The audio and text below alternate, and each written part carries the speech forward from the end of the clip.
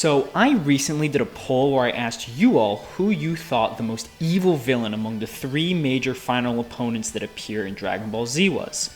Frieza, Cell, and Buu. Of the nearly 50,000 of you that voted, the results were as follows. In last place was Cell, who got an embarrassingly low 2% of the vote.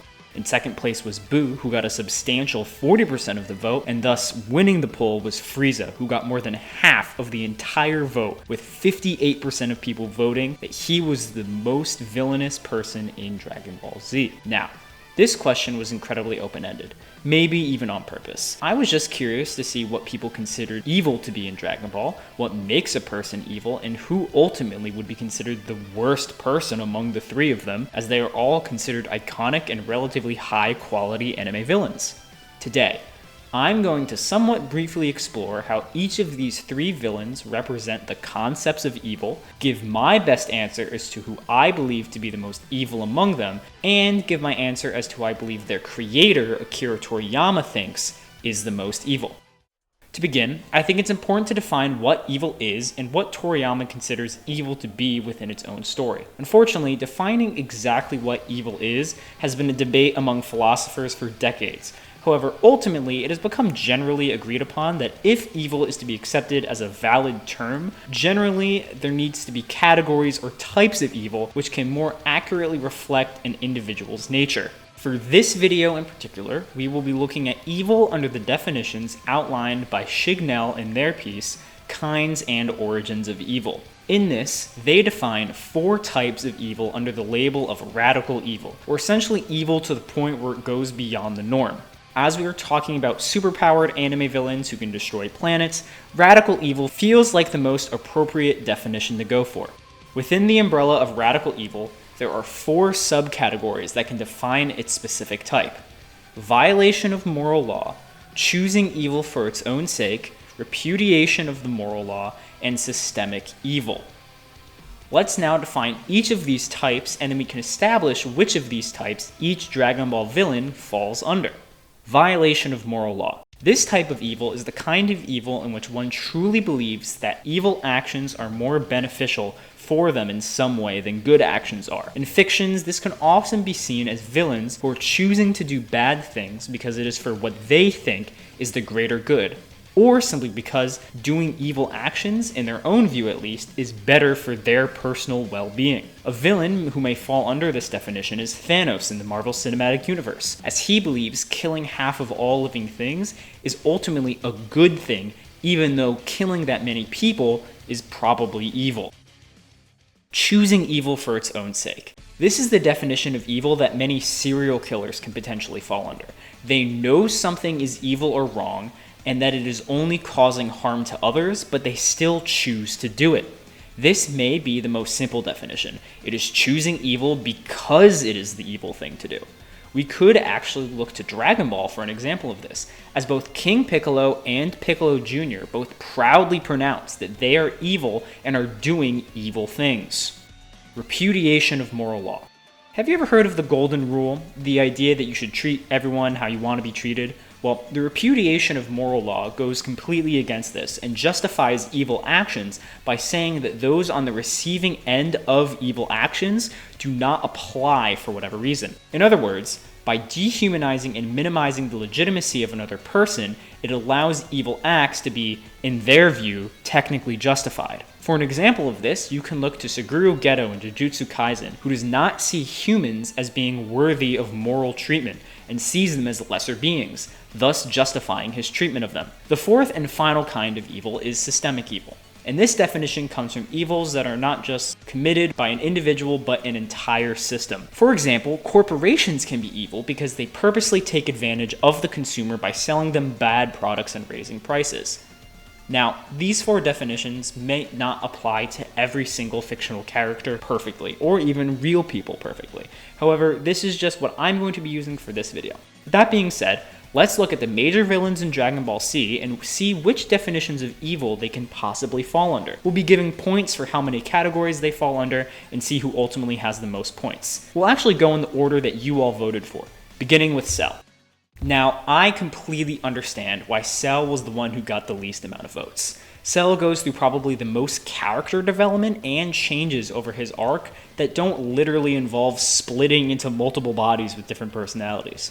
Now, probably the most agreed upon evil thing that Cell does successfully is absorb a massive amount of people in an attempt to get stronger so that he can absorb the androids. Cell is doing this for completely selfish ends, and it's particularly interesting that Cell is described as having actually no interest in slaughter or destruction, and only truly cares about, firstly, getting perfection, and then fighting strong people.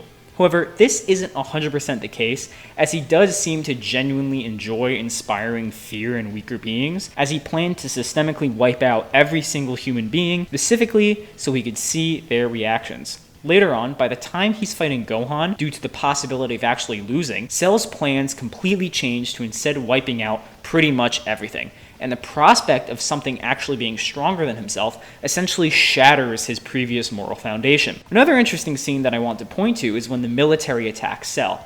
In this, he evidently waits until they have attacked him before wiping them out, even moving so that it doesn't destroy his arena. His justification for killing them? Punishing stupidity. The final aspect of Cell's true nature is betrayed when he bulks up against Gohan after realizing he is weaker than him, referring to Gohan as simply a thing rather than a person. If you don't see where I'm going with this, I think Cell represents both a violation and a repudiation of the moral law. For a violation of moral law, he will gladly kill as many people as he needs to motivate or bring out the strength of others so that he can prove his superiority. As for repudiation, Cell seems to evidently think of every being as lesser than himself in his perfect form, deriving pleasure from their suffering and seeing inanimate objects as more important to him than human lives. So I think Cell gets at least a 2 out of 4 for categories of evil. Next is Boo. And while there are a lot of versions of Boo, there is no other character in Dragon Ball who is straight up just called evil more than Kid Buu is. Like I alluded to prior, the only reason Kid Buu had any good in himself to begin with is that he absorbed the Kaioshin, and later on, his good and evil halves literally split apart from each other. Within the story and many guides, Kid Buu is referred to as pure evil and evil itself multiple times. Particularly, he's described as essentially having no sense but an urge and a will to destroy things.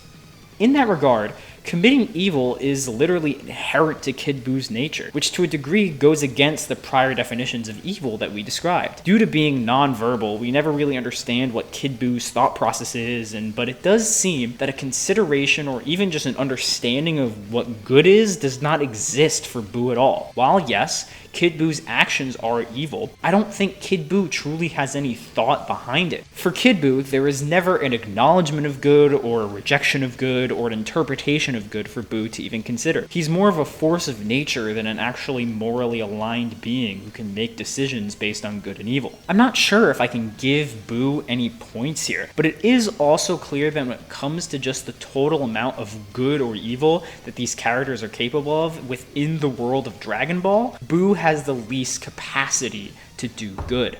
Finally, we come to Frieza, the one more than half of fans agreed was the most evil.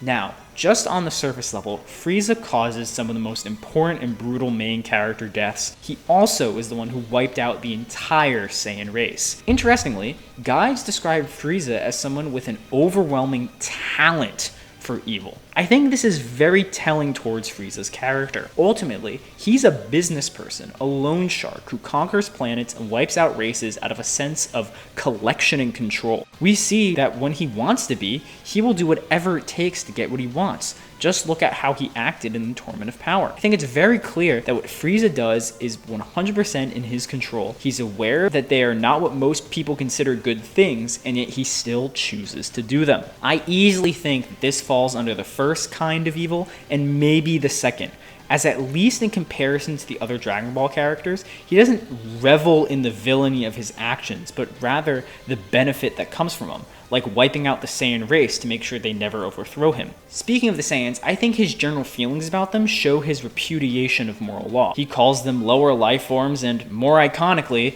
monkeys all the time. making it very clear that he believes he is a superior order of being to them and thus further justifies his attempts to wipe them out. Finally, and interestingly, we end up at the fourth and final kind of evil, systemic evil. And while an individual might not usually be able to carry it out, by being the leader of a cruel and impressive force that rules over hundreds of planets, I don't think it's an exaggeration to say that Frieza also carries out systemic evil. So does that make him or Boo actually more evil? While Frieza has more points, I think importantly, Frieza is technically capable of good, but chooses not to be, while Kid Boo really isn't. Personally, I think due to the far greater nuance and complexity in Frieza's evil, and the fact that he can actively choose not to be when it benefits him, I think he is far more evil in totality than Boo is. Think of it this way. You have a glass of pure water, but you also have a gallon jug of salt water. While yes, the cup is pure, the jug has more water. In this instance, water is evil, and Kid Boo is the glass, and Frieza is the jug. And honestly, it seems like Toriyama agrees with this. In an interview for Daizenshuu 2, he talked about what inspired the creation of Frieza, and that Frieza was based on real-life loan sharks in Japan that caused an economic crisis, a type of person that Toriyama considered the worst person of all. As always, if you made it this far, thank you so much for watching. If you like this kind of stuff, make sure to like and subscribe. This was a very different type of video compared to what I usually make, so please let me know your thoughts on it and if you'd like to see more in the future. Which Dragon Ball villain do you believe to be the most evil? Maybe there's a villain in Dragon Ball who you think is even more evil than these three. Let me know your thoughts and how I'm wrong in the comments down below. See ya!